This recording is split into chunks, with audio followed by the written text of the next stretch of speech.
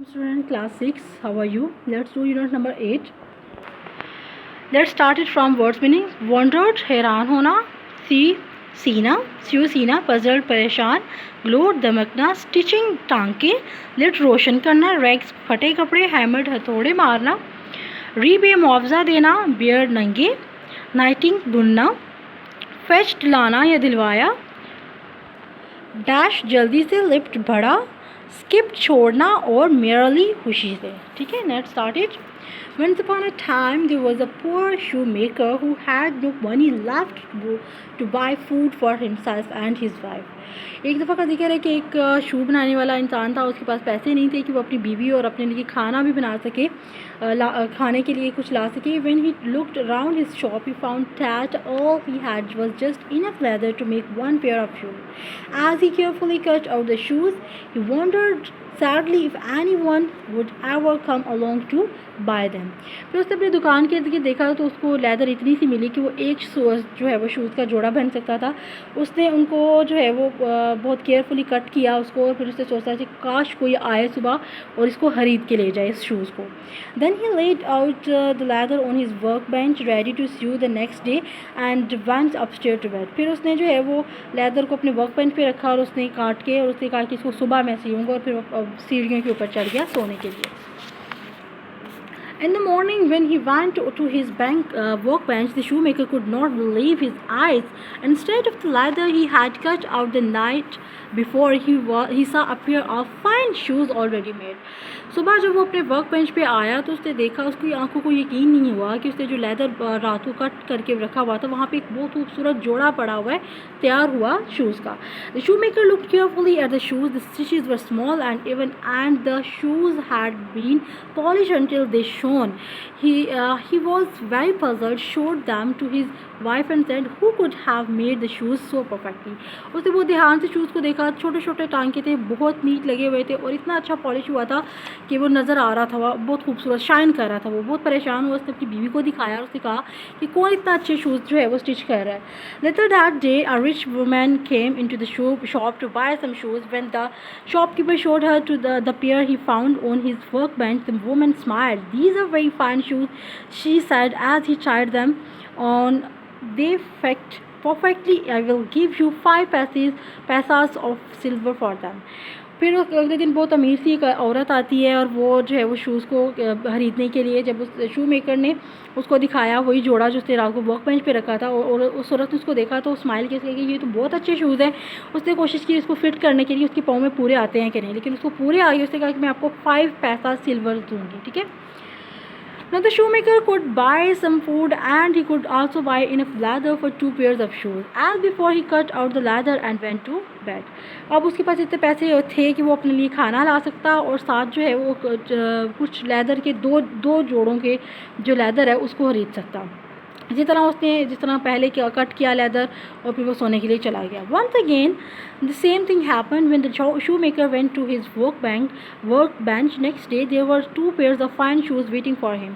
They were polished so that glowed in the sunlight and the stitches were small and even. The afternoon a rich merchant came into the shop. He liked the shoes so much that he bought both pairs and he paid the shopkeeper well for them. दोबारा से वही हुआ.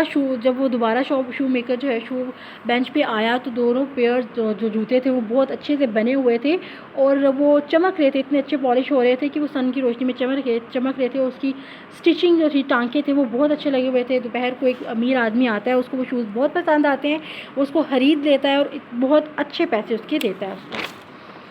That day the shoemaker was able to buy enough leather for 4 pairs of shoes. Just as before he cut out the leather and left it on his workbench overnight, and in the morning he found 4 fine pairs of shoes there instead. The same thing happened night after night and day after day. Rich people came to buy the shoes. Soon the shoemaker and his wife were too rich rich too they usually ate their lunch dinner in grand restaurant. इसी तरह जो है वो अगले दिन शू maker ने 4 जो leather के जोड़े थे उनके लिए कटिंग की और फिर दोबारा वो सो गया वर्क बेंच पे रख के। इसी तरह सुबह वैसे ही हुआ, 4 जो जोड़े हैं वो सही बने हुए शूज़ के वहाँ पे पड़े हुए थे। इसी तरह दिन ब दिन दिन गुजरते गए, रातें गुजरते गई, ऐसा ही होता रहा। अमीर लोग आते रहे, उससे खरीदते रहे। शू मेकर उसकी बीवी बहुत अमीर हो गए, अब इतने अमीर हो गए कि वो अपना खाना जो है वो अच्छे अच्छे रेस्टोरेंट में खाते थे, डिनर या lunch.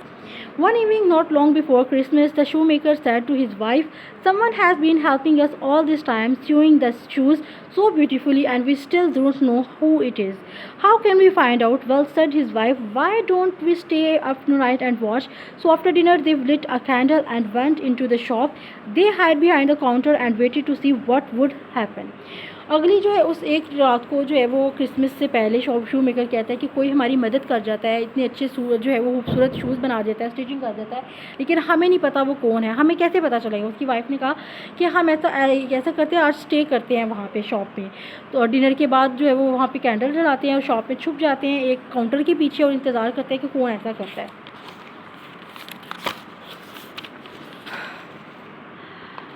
At last the door opened and in ran two tiny elves dressed in rags. They were straight to the workbench, picked up the leather laying there, and set to work. They sewed and hammered until all the shoes were finished, and they polished every shoe until it shone in the moonlight. Then they ran quickly away. दरवाज़ा खुलता है, जो छोटे छोटे जो होते हैं, क्या कहते हैं उनको, बोने, वो अंदर आते हैं, उनके फटे हुए कपड़े हैं। फिर वो सीधा वो वर्क बेंच पे जाते हैं, लेदर को हैमर करते हैं, सही करते हैं, अपने फुल शूज़ जो है वो तब तक काम करते हैं जब तक सारे शूज़ बन नहीं जाते। फिर उनको पॉलिश करते हैं यहाँ तक कि वो चमकना शुरू हो जाते हैं, फिर वो वापस चले जाते हैं। The next morning, the shoemaker said to his wife, "The elves have been working so hard for us. How can we ever pay them?" "I know," said his wife. "Why don't we make them something warm to wear?" Their own clothes were thin and torn, and their little feet were bare. "I could start by knitting them little caps, and you could make them some shoes." अगले जो है वो दिन शू maker की wife कहती है कि इतने अच्छे जो है वो हमारी इतनी हार्ड वर्किंग करते हैं, हमारे लिए इतना कुछ करते हैं, हम क्या करें उसके लिए। उसने कहा, मुझे पता है मैं क्या करूँगी, अब उनके लिए गर्म कपड़े बनाऊँगी, क्योंकि उनके अपने कपड़े बहुत फटे हुए हैं और वो जूते उनके नहीं हैं, मतलब वो नंगे पाँव आते हैं। मैं जो है वो उनके लिए कैप्स भी बनाऊँगी, बुनते हैं ना वो स्वेटर बुनते हैं जिस तरह, और उनके लिए अच्छे से शूज़ भी बनाऊंगी। The shoe maker thought that it was very good idea. That evening he carefully made 2 pairs of skinny shoes and his wife नाइटेड 2 लिल कैप। उसको शू मेकर की आइडिया बहुत अच्छा लगा। उसने उस रात में छोटे छोटे बहुत प्यारे से 2 शूज़ बनाए, 2 जोड़े, और उसकी बीवी ने जो है कैप्स बनाई। Over the next few days the shoemaker help his wife to make all sort of the clothes for the elves they made.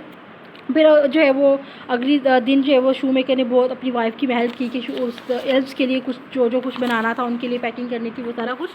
Bye Christmas Eve everything stood ready in little pile. The shoemaker wife fetched some pretty paper and ribbon and then wrapped each present one by one. The shoemaker was so pleased with the little shoes he had made that he saved them at last and wrapped them up very carefully. Then they put all the present out in the workbench and hide behind the counter, wait for the इस तरह जो है वो अगली शाम Christmas से एक दिन पहले वो सारा कुछ तैयार था। जो है शू मेकर की वाइफ जो रिबन्स और पेपर लेके आती है, उसको गिफ्ट्स पैक करने के लिए शू मेकर जो है अपने शूज़ लाता है, उसको पैक करता है। वो सारा कुछ रैप करने के बाद वर्क बेंच पे रख देते हैं और छुप जाते हैं और एल्व्स का इंतज़ार करते हैं। And the middle of the night the elves dashed in ready to start work, but when they went to the workbench all they found there was the little pile of the present. The elves looked at each other in surprise. जब वो जल्दी से अंदर आते हैं elves आधी रात को अपना काम शुरू करने के लिए, लेकिन वो हैरान हो जाते हैं। वर्क बेंच पे जो है वो एक ढेर पड़ा होता है गिफ्ट्स का, वो एक दूसरे को हैरानी से देखते हैं। Then they realized that the presents were for them, and they laughed and began to unwrap the package. When they saw the clothes, they leapt with joy.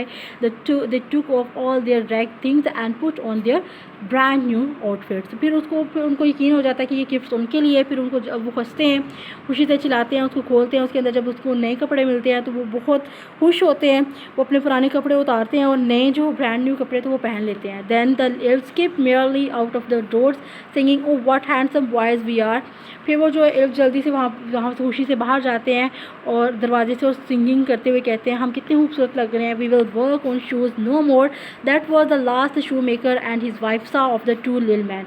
अब हमें ज़्यादा शूज़ बनाने की ज़रूरत नहीं है, क्योंकि अब ये आखिरी शू मेकर थे जिन्होंने छोटे एल्व्स को देख लिया।